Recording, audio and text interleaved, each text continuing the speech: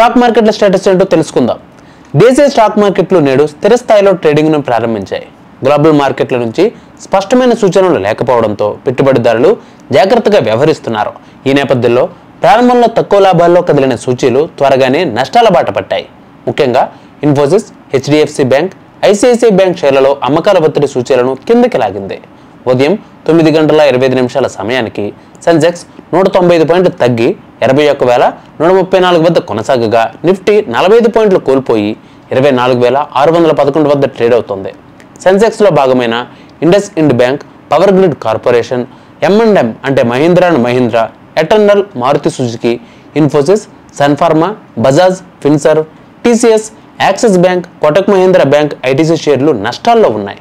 విపరీతంగా Tata Motors, Tech Mahindra, Adani Ports, Bharti Airtel, HCL Technologies, SBI, Bajaj Finance షేర్లు లాభాల్లో ట్రేడ్ అవుతున్నాయి.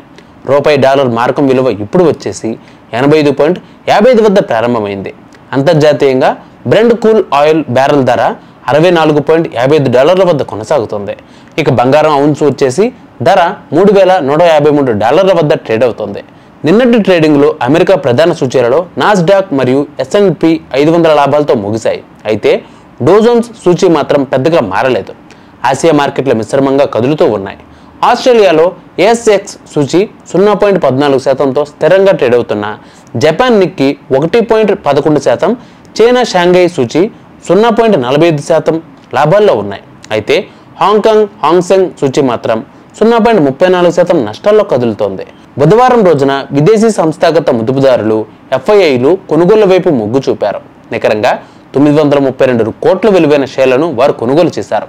అదే సమయంలో దేశీయ సంస్థాగత మదుపుదారులు అంటే DIIలు కూడా 316 కోట్ల విలువైన షేర్లను కొనుగోలు చేసినట్లు సమాచారం. ఇది నేటి స్టాక్ మార్కెట్ల స్టేటస్. కొంచెం చూసుకుని స్టాక్ మార్కెట్లో కొనుగోలు చేసుకోండి.